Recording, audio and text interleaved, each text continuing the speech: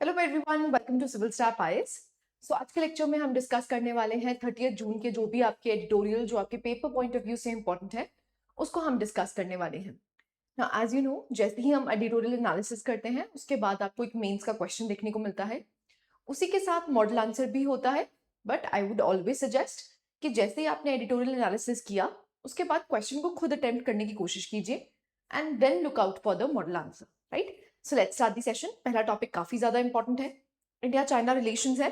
Again ये ऐसा topic है जो आपको आने वाले फ्यूचर में भी रेलेवेंट ही दिखेगा, राइट। सो मेरी कोशिश यही होती है कि वो टॉपिक्स पिक किए जाए जो लॉन्गर टर्म तक चले।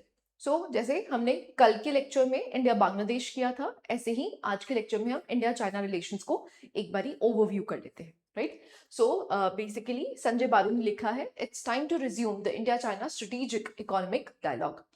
सो रिसेंटली एज यू नो हमारे जो रिलेशंस हैं, अगर हम चाइना की बात करते हैं तो चाइना के साथ रिलेशंस हमारे अप एंड डाउन ही रहे हैं।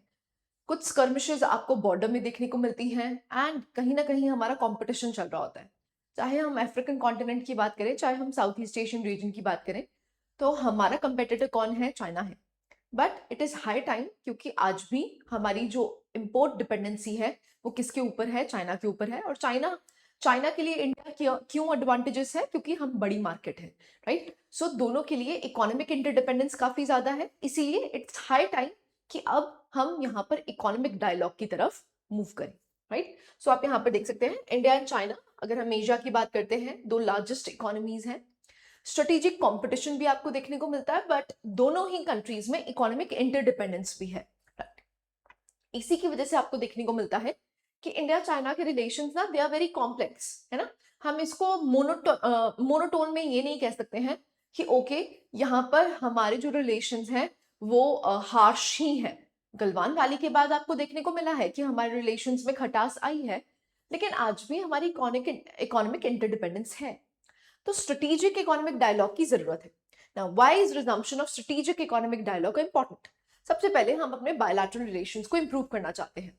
तो रिसेंटली आपको हाई लेवल मीटिंग देखने को मिली है अजीत डोवल में और वांग वी में। समिट लेवल एंगेजमेंट भी आपको देखने को मिली है नरेंद्र मोदी और शी जिनपिंग में। And military and diplomatic dialogue mechanisms they have also resumed. ये एक तरह से अपॉर्चुनिटी क्रिएट कर देता है जिससे कि हम इकोनॉमिक एंगेजमेंट बढ़ा सकें। देखो, इंडिया को भी एक बड़ी मार्केट चाहिए। अगर हम अपने एक्सपोर्ट कॉम्पिटिटिवनेस बढ़ाना चाहते हैं तो उसके लिए हमें चाइना से सीखना पड़ेगा और चाइना के साथ कोलैबोरेट करना पड़ेगा।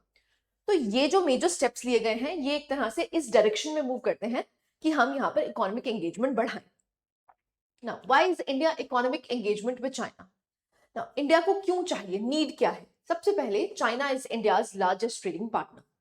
आज भी अगर हम बात करते हैं, जो भी इंडस्ट्रियल इंपोर्ट्स हैं वो सारे कहां से आते हैं? चाइना से ही आते हैं। इंडिया की इंडस्ट्रीज जो हैं वो रिलाय करती हैं चाइनीज मशीनरी पे, इलेक्ट्रॉनिक्स पे एंड उनके केमिकल्स पे। मैन्युफैक्चरिंग कॉम्पिटिटिवनेस हमारी डिपेंड करती है डायरेक्टली किस पे? चाइना के इंपोर्ट से। इसीलिए हमें एंगेजमेंट करने की जरूरत है, क्योंकि आज भी हमारी निर्भरता किसके ऊपर है? चाइना के ऊपर है। Next, economic decoupling is neither practical nor desirable. ना इट इज सेड, क्योंकि हमारे डिप्लोमेटिक रिलेशंस इतने अच्छे नहीं हैं, चाहे हम बॉर्डर स्कर्मिशेस की बात करें, चाहे हमारे बायलैटरल रिलेशंस की बात करें, तो we are not very comfortable with each other, right. But it is not pragmatic. Pragmatic का मतलब क्या होता है? रियलिटी ये नहीं है। आज हमें जो लेवरेज चाहिए किसके साथ? चाइना के साथ। चाहे हम इलेक्ट्रॉनिक्स की बात करें, चाहे मशीनरी की बात करें, चाहे जब हम अपने एक्सपोर्ट्स को कॉम्पिटिटिव बनाने की बात करते हैं, तो उसके लिए वी नीड चाइना, राइट। तो प्रैक्टिकलिटी क्या कहती है कि यहाँ पर जहां पर आपको कॉमन ग्राउंड्स देखने को मिलते हैं, देखो जहां पर तो आपको पता है कि ये नॉन नेगोशिएबल है, यहां पर नेगोशिएट नहीं हो सकता है। जैसे अगर हम बॉर्डर इश्यूज की बात करते हैं तो वहां पर नेगोशिएशन नहीं हो सकती है, क्योंकि वो सॉवरेनिटी का क्वेश्चन आ जाता है।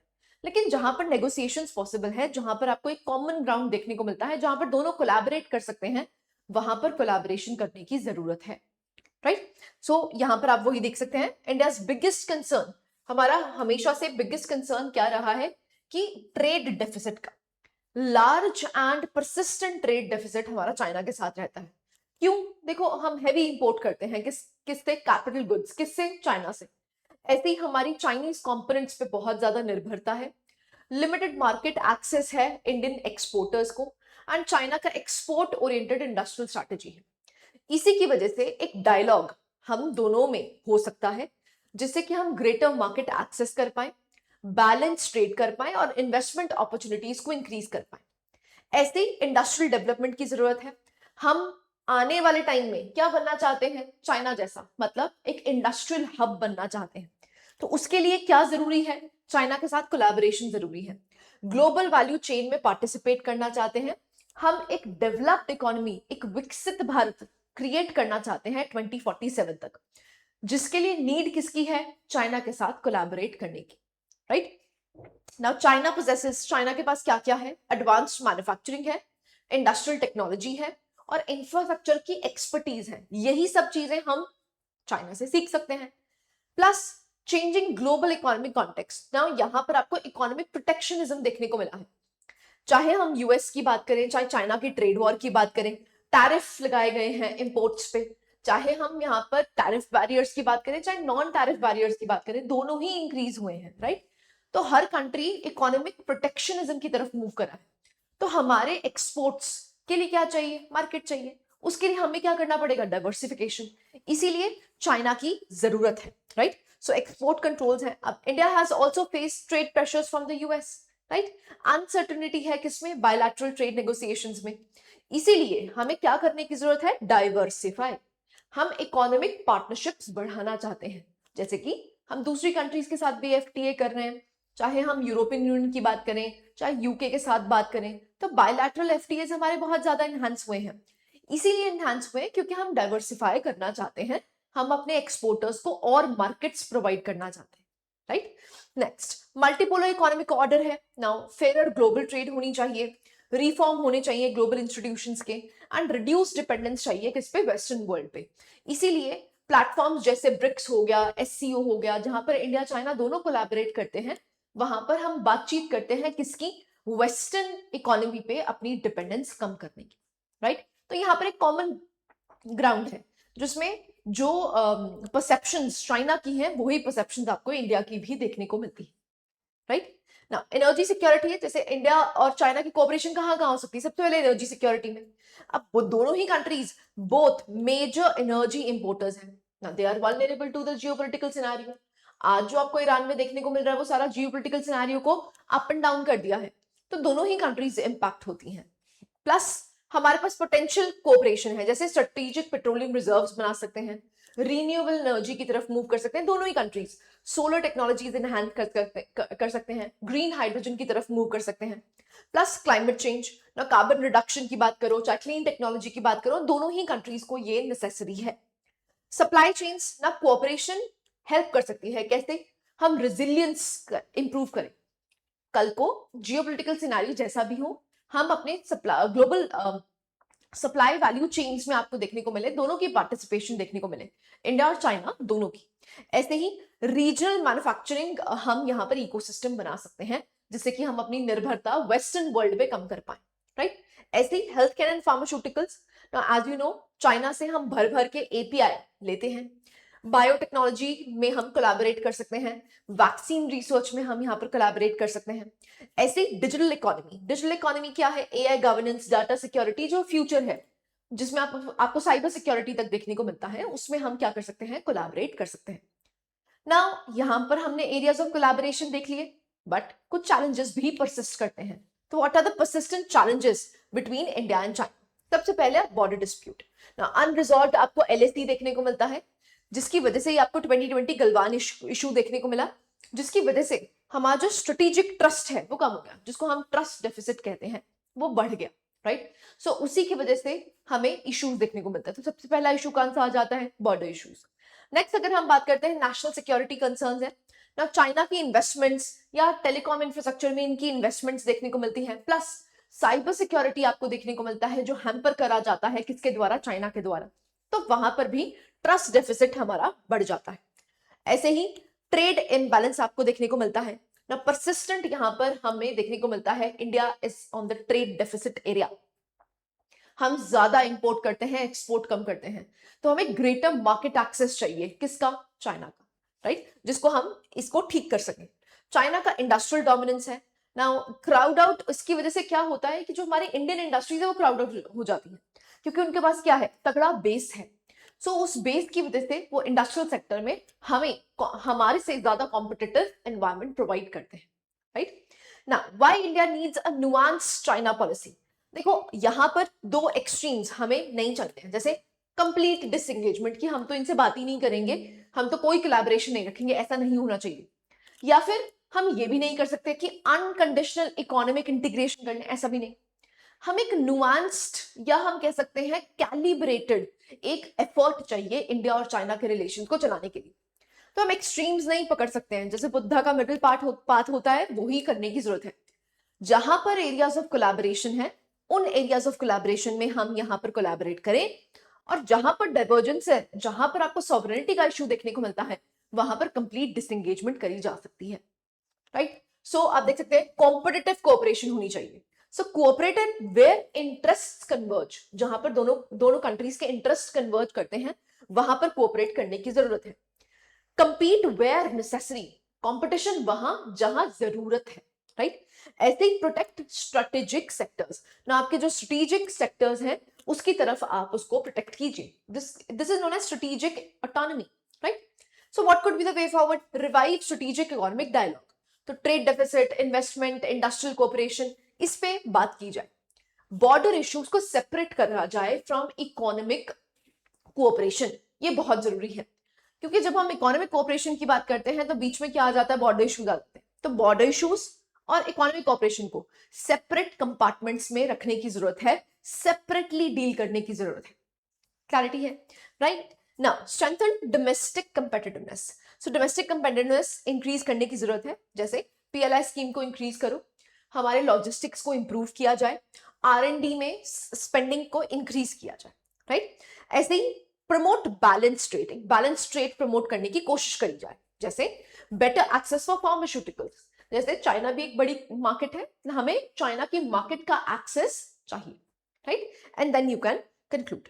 सो इंडिया चाइना के रिलेशन जो है वो बेसिकली आप ये नहीं कह सकते कि they remain defined solely on border disputes, ऐसा नहीं हो सकता। हमें प्रैग्मेटिक सोल्यूशन चाहिए, हमें rather than going in the extremes, हमें एक मिडिल पाथ फॉलो करने की जरूरत है, जिसमें हम इकोनॉमिक और जो पॉलिटिकल इश्यूज हैं उनको सेग्रीगेट करते हुए जो भी एरियाज ऑफ कोलैबोरेशन हो सकते हैं वहां पर हम कोऑपरेट करें, राइट। सो इसी से रिलेटेड आप क्वेश्चन को अटेम्प्ट कर सकते हैं। Now this is your question, 15 mark का क्वेश्चन है। India's relationship with China is characterised by strategic competitiveness, competition, but economic interdependence. In the changing global political and economic landscape, examine the need for reviving the India-China strategic economic dialogue, discuss the opportunities and challenges associated with such engagement. Now again, a straightforward question I would say, once you have understood this analysis, this editorial analysis, आप इसको easily jot down कर सकते हैं, easily अपने pointers को इकट्ठा कर सकते हैं। So I would suggest once you have read this, उसके बाद अपने क्वेश्चन को अटेम्प्ट करने की कोशिश कीजिए, right. Okay, let's move to another topic. Topic हमारा जो 2 है वो हमने कौन सा चूज किया, देखो this is your model answer, ठीक है, आप मॉडल आंसर देख सकते हैं। Now next, in an uncertain world India's diplomacy is a shield. Now again a good article, we can say कि जब हम डिप्लोमेसी की बात करते हैं, we have achieved what we imagined for example, हम यहाँ पर बात करते हैं स्ट्रेटेजिक ऑटोनॉमी में ना, क्या हम स्ट्रेटेजिक ऑटोनॉमी की तरफ मूव कर चुके हैं, बिल्कुल। सो जब हम डिप्लोमेसी की बात करते हैं तो डिप्लोमेसी हमारी कैसी देखने को मिलती है, it is kind of a shield, right. So यहाँ पर देख सकते हैं, critics question PM Modi's visits specially during the global crisis, but they miss the reality that diplomacy in today's world is not just about relations between the states, it's about protecting its citizens. So it is very crucial, whatever you feel, जो आपके citizens की requirement है, क्या आप उसको fulfill कर पा रहे हैं। तो अगर ऐसा है तो क्या हम डिप्लोमेसी में जीते, बिल्कुल जीते, ठीक है। तो वही एडिटोरियल आपको देखने को मिलता है। So nature of diplomacy, it has evolved, ये इवॉल्व हो गई है। Managing only the bilateral relations, ऐसा नहीं है कि हमें स्टेट्स में ही रिलेशन चाहिए, जब तक पीपल टू पीपल कॉन्टैक्ट या अपने सिटीजन्स की प्रोटेक्शन के लिए हम स्टेप्स नहीं ले पा रहे, तब तक वो डिप्लोमेसी फेल्ड है। फॉर एग्जाम्पल, अब जियोपॉलिटिकल सिनेरियो चेंज हुआ जिसकी वजह से ऑयल क्राइसिस हुए ना। अब हमारी निर्भरता वैसे वेस्ट एशिया पे बहुत ज्यादा थी, लेकिन कल को हमें पता है वेस्ट एशिया एक अनस्टेबल रीजन बनने वाला है। तो हमें क्या करने की जरूरत है? डाइवर्सिफाई करने की जरूरत है। तो जो रीसेंट विजिट्स आपको देखने को मिली है वो सिर्फ बायलैटरल रिलेशंस इंप्रूव करने की बात नहीं थी। हम अपने सिटीजन्स को प्रोटेक्ट करना चाहते हैं, शील्ड करना चाहते हैं आने वाले फ्यूचर जियोपॉलिटिकल अपहीवल से। जो आने वाले जियोपॉलिटिक्स में आपको अप एंड डाउन देखने को मिलेगा, उससे शील्ड प्रोवाइड करना चाहते हैं हम अपने सिटीजन्स को।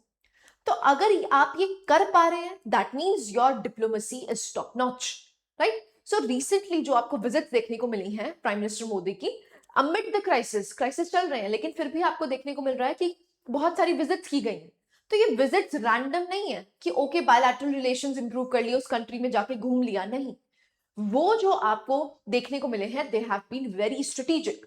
हम जब कहते हैं हमें अपनी डाइवर्सिफाई करनी है मार्केट, क्योंकि हमें इंपोर्ट करना पड़ता है ऑयल, ज्यादा कंट्री से बायलैटरल रिलेशंस इंप्रूव करने पड़ेंगे जिससे कि हम अपनी सप्लाई चेन को क्या कर पाए? डाइवर्सिफाई कर पाए। तो it is the need of the hour. That means our diplomacy is top notch, right. So आप देख सकते हैं हमारी जो इंडिया की फॉरेन पॉलिसी है, इसके विजन क्या है? विश्व बंधु। विश्व बंधु का मतलब होता है ग्लोबल फ्रेंड। सो हम ये नहीं चाहते हैं, रादर जब हम विश्व बंधु की बात कर रहे हैं उसके साथ साथ हम किसकी बात करते हैं? हम स्ट्रेटेजिक ऑटोनॉमी की बात करते हैं। तो स्ट्रेटेजिक ऑटोनॉमी का मेन मकसद क्या है? To protect, to shield our citizens, जिससे कि हमें कभी भी डिसरप्शन ना सहनी पड़े, राइट। सो इसीलिए हमारी डिप्लोमेसी काम करती है। तो आप देख सकते हैं डिप्लोमेसी एक इंस्ट्रूमेंट है नेशनल सिक्योरिटी का। सो ट्रेडिशनली डिप्लोमेसी किस पे फोकस करती थी? पॉलिटिकल रिलेशंस पे, पीस एंड कॉन्फ्लिक्ट रेजोल्यूशन पे, ट्रीटी नेगोशिएशंस पे। लेकिन अब जो डिप्लोमेसी है ना वो इवॉल्व कर गई है, चेंज कर गई है। अब किसकी तरफ मूव कर चुकी है? Energy security, economic security, technology partnership की तरफ, सप्लाई चेन रिजिलियंस की तरफ, सिटीजन प्रोटेक्शन की तरफ, क्लाइमेट कोऑपरेशन की तरफ एंड इवन हेल्थ सिक्योरिटी की तरफ। सो इसीलिए आपको देखने को मिलता है कि अगर हम फॉरेन पॉलिसी की बात करते हैं, it is increasingly becoming an extension of what? Domestic development and national security, जहां पर हम अपने को केटर करते हुए डिप्लोमैटिक रिलेशंस बनाते हैं। सबसे पहले जब रशिया यूक्रेन की वॉर हुई थी, उसके बाद भी हमने यही कहा था कि हम ऑयल क्यों परचेज कर रहे हैं। क्यों? इसलिए कि हम रशिया के फ्रेंड हैं? नहीं, इसीलिए क्योंकि हमें जरूरत है। हमें चीपर ऑयल कौन दे रहा था? रशिया दे रहा था। इसीलिए हमने अपनी स्ट्रेटेजिक ऑटोनॉमी बनाते हुए आफ्टर ऑल द जियोपॉलिटिकल, जो वेस्टर्न वर्ल्ड हम पे प्रेशराइज कर रहा था कि आप रशिया से ऑयल क्यों ले रहे हो, उसके बावजूद भी हमने रशिया से ऑयल परचेज किया, just because keeping our interests in the centre. ना आवर इंटरेस्ट का मतलब क्या है? सिटीजन्स की प्रोटेक्शन, राइट। सो इसीलिए जो अब आपको यहां पर इकोनॉमिक हमारी फॉरेन पॉलिसी देखने को मिल रही है, that has taken a shift. Now why diplomacy matters in an uncertain global world.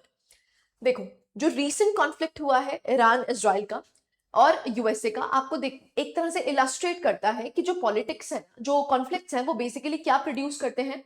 Global consequences produce करते हैं। तो उसी की वजह से इकोनॉमिक इंपैक्ट होता है। अब इन्फ्लेशन बढ़ जाती है, क्रूड ऑयल प्राइसेस बढ़ जाते हैं, हायर ट्रांसपोर्टेशन कॉस्ट हो जाती है। इसी की वजह से आपको देखने को मिलता है इंडिया काफी ज्यादा स्ट्रगल कर रहा है ना। डिप्लोमेसी किसके लिए है? सिटीजन सेंट्रिक गवर्नेंस है। जैसे एग्जाम्पल भी देख सकते हैं, modern diplomacy increasingly focuses on protecting its citizens. Example है Hajj pilgrimage. So despite the geopolitical tensions in West Asia, over 1.75 lakh Indian pilgrims completed Hajj successfully. So यहां पर क्या किया है भाई? ऐसे तो नहीं हो गया ना, ये कैसे हुआ है? कोऑर्डिनेटेड एफर्ट्स लेके। सो कोऑर्डिनेटेड अरेंजमेंट्स बनाई गई हैं, फ्लाइट्स के लिए, अकोमोडेशन के लिए, हेल्थ केयर के लिए, इमरजेंसी सपोर्ट प्रोवाइड करी गई है। ऐसे ही स्ट्रेटेजिक आउटकम्स आपको देखने को मिले हैं इंडिया की रीसेंट डिप्लोमेटिक एंगेजमेंट्स में, जैसे energy security from UAE, right. So cooperation with UAE have focused on crude oil supplies, the LNG and LPG cooperation. अब इसकी वजह से क्या है कि हम यहाँ पर जो ऑयल शॉक्स हैं उसको रिड्यूस कर पाएंगे, उसको मनूवर कर पाएंगे। ऐसे ही हम अपने एनर्जी सोर्सेस को क्या कर रहे हैं? डाइवर्सिफाई कर रहे हैं। ऐसे ही हमने सेमीकंडक्टर कोऑपरेशन किसके साथ की है? नेदरलैंड्स के साथ की है। सो आप देख सकते हैं आने वाला टाइम किसका है? सेमीकंडक्टर्स का है। इसको फ्यूचर का ऑयल भी कहा जाता है। सो नेदरलैंड्स के साथ it possesses advance semiconductor processing units, इसीलिए हमने यहाँ पर कोलैबोरेशन की है। तो हम भी अपनी कंट्री में सेमीकंडक्टर इकोसिस्टम बनाना चाहते हैं। ऐसे ही emerging technologies, recently Nordic countries में प्राइम मिनिस्टर मोदी की विजिट रही है, तो स्वीडन हो गया, नॉर्वे हो गया, वो बेसिकली किस पे फोकस करता है, फ्यूचर टेक्नोलॉजीज पे। आर्टिफिशियल इंटेलिजेंस की बात कर लो, या फिर हम ग्रीन टेक्नोलॉजीज की बात करें, इनोवेशन की बात करें, तो उसमें हमने कोलैबोरेशन करी है with the Nordic countries.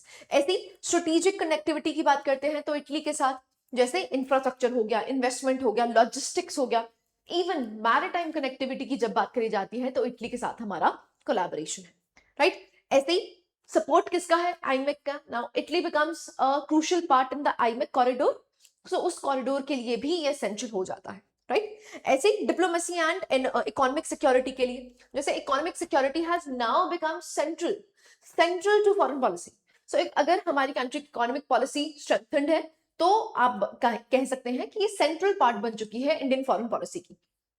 Jin countries के साथ हमारा इकोनॉमिक बेनिफिट है या इंटरडिपेंडेंस हो सकती है, तो वहां पर हम रिलेशंस और भी ज्यादा स्ट्रेंथन करते हैं, राइट। सो आप देख सकते हैं foreign investments, technology transfers, market access and so and so forth. India की फॉरेन पॉलिसी की अप्रोच क्या रही है, it has always been strategic autonomy. So हम यहाँ पर इंडिपेंडेंट डिसीजंस लेते हैं without any interference, engaging with multiple powers. तो ऐसा नहीं है कि हम सिर्फ कंट्रीज को खेमों में बांट रहे हैं, जैसे फॉर एग्जांपल वेस्टर्न वर्ल्ड, ऐसा नहीं है। हमारी जहां पर कोलैबोरेशन है, जहां पर हमें लगता है हमारा सेल्फ इंटरेस्ट दिख रहा है, हम यहाँ पर मल्टी अलाइनमेंट्स कर रहे हैं, राइट।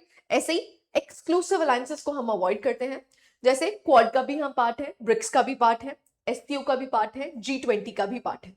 बट कुछ चैलेंजेस भी हैं, ऑब्वियस सी बात है। सबसे पहले क्या है, जियोपॉलिटिकल कॉन्फ्लिक्ट्स की वजह से हमारी इकोनॉमिक बैलेंस हमेशा हैम्पर होती है, चाहे फिर हम रशिया यूक्रेन वॉर की बात करें, चाहे वेस्ट एशिया की इंस्टेबिलिटी की बात करें। ऐसी एनर्जी डिपेंडेंस है, हैवी डिपेंडेंस। 85% हम क्रूड ऑयल कहां से इंपोर्ट करते हैं, वेस्ट एशिया से ही इंपोर्ट करते हैं, तो वो डिपेंडेंस बहुत ज्यादा बढ़ जाती है, राइट। सो ऑयल, गैस और क्रिटिकल मिनरल्स के लिए हम दूसरी कंट्रीज पर निर्भर करते हैं। टेक्नोलॉजी में कंपटीशन है ना, हमें अभी सेमीकंडक्टर कैपेबिलिटी बढ़ानी है, एआई में एक्सप्लोरेशन करनी है, तो उसकी वजह से हमारा कंपटीशन जो है वो बढ़ जाता है, इसीलिए हमें दूसरी कंट्रीज के साथ कोलैबोरेट करना पड़ता है। प्लस सप्लाई चेन वल्नरेबिलिटीज है, अब ग्लोबल डिस्ट्रप्शंस की वजह से, स्पेशली जैसे स्ट्रेट ऑफ हॉर्मुज आपको देखने को मिला, which is a maritime choke point, right. So उसकी वजह से कंस्ट्रेन हो जाता है, right. So supply chain vulnerabilities बहुत ज्यादा इंक्रीज हो गई।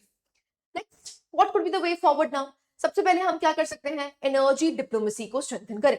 हमें अपने क्रूड ऑयल सप्लाईज को डाइवर्सिफाई करना ही पड़ेगा। हम वेस्ट एशिया पे अपनी ज्यादा निर्भरता नहीं रख सकते हैं, क्योंकि ये जो रीसेंट स्कर्मिशेस आपको देखने को मिले हैं, रीसेंट वॉर आपको देखने को मिल रही है, ये आने वाले टाइम में फ्यूचर में भी इंपैक्ट करेगी। तो ऐसा नहीं है कि वॉर रुक गई तो ये सब कुछ नॉर्मलाइज हो जाएगा, नहीं। वेस्ट एशिया से हमें अपनी सप्लायर्स जो हैं उनको डाइवर्सिफाई करना ही होगा, जिससे कि हम अपनी सप्लाई चेन वल्नरेबिलिटीज को कम कर पाए, राइट। ऐसे ही सेमीकंडक्टर्स, क्वांटम टेक्नोलॉजीज में हमें कोलैबोरेशन करने की जरूरत है। हमें सप्लाई चेन रेजिलियंस की जरूरत है, तो हमें एक्सपैंड करना होगा आईमेक को, स्ट्रेंथन करना होगा इंडो पैसिफिक कनेक्टिविटी को, and PLI schemes, make in India को प्रमोट करने के लिए हमें डोमेस्टिक मैन्युफैक्चरिंग को एनकरेज करना होगा, राइट। ना सिटीजन सेंट्रिक फॉरेन पॉलिसी होनी चाहिए, जैसे कॉन्सुलर सर्विसेज, इवैक्यूएशन मैकेनिज्म्स हमारे चलते ही हैं, एंड स्ट्रेटेजिक पार्टनरशिप बिल्ड करने की बहुत ज्यादा जरूरत है, right. So then you can conclude again, ये भी आपको जीएस पेपर 2 से रिलेटेड देखने को मिलता है, but it is one such topic जो ना हमारी पूरी फॉरेन पॉलिसी को ही सम अप कर देता है कि ट्रेडिशनल फॉरेन पॉलिसी कैसी होती थी, लेकिन आज किस तरफ से शिफ्ट हो गई। तो एक तरह से ये जो पर्टिकुलर टॉपिक है ना, ये आप बहुत जगह यूटिलाइज कर सकते हैं जीएस पेपर 2 में। तो मेरी कोशिश यही रहती है कि आपको वो टॉपिक्स करवाए जाएं जो लॉन्गर टर्म हो। ऐसा ना हो कि आज न्यूज में है और वो पता है कि आज ही न्यूज में आके खत्म भी हो जाएंगे, यूपीएससी रेलेवेंस नहीं है इसकी। तो हमारी कोशिश ये रहती है कि हम आपको वो टॉपिक्स करवाएं जिससे कि यूपीएससी जो है वो उसको पूछे, एंड रादर आप उन टॉपिक्स को उस पर्टिकुलर पेपर में यूटिलाइज भी कर पाए। जैसे ये जीएस पेपर 2 के लिए इंपॉर्टेंट है कि इंडिया की फॉरेन पॉलिसी कैसे शिफ्ट हुई है, ट्रेडिशनल पॉलिसी कैसी थी और मॉडर्न आज आपको इंडिया की फॉरेन पॉलिसी कैसे देखने को मिल रही है, कैसे शिफ्ट हुई है और क्यों शिफ्ट हुई है, राइट। ओके, सो ये आपका क्वेश्चन है, In an era of geopolitical uncertainty and economic interdependence, diplomacy has emerged as a critical instrument of national resilience. Discuss the evolving role of India's diplomacy in safeguarding its strategic, economic, and citizen-centric interests. I would suggest, now these are the keywords: strategic, economic, and citizen-centric interests. इसके 3 सब headings बनाना, उसके साथ ही उन सब headings में pointers लिखना, ठीक है? उससे क्या होगा, एग्जैक्टली पता चलेगा एग्जामिनर को कि आपने जितने भी कीवर्ड्स हैं उनको एड्रेस किया, राइट? सो कोशिश कीजिए, इसको लिखने की कोशिश कीजिए, and once you have written that, उसके बाद आप अपने मॉडल आंसर से चेक कर सकते हैं. So this PDF, as I already told you, ये पीडीएफ्स आपको हमारे टेलीग्राम चैनल पे फ्री ऑफ कॉस्ट मिलेंगी. आप वहां से इसको डाउनलोड भी कर सकते हैं एंड वहीं से आप इसको दोबारा रीड भी कर सकते हैं, right? So these were the 2 topics that we have discussed. So I hope you like the lecture. Thank you very much.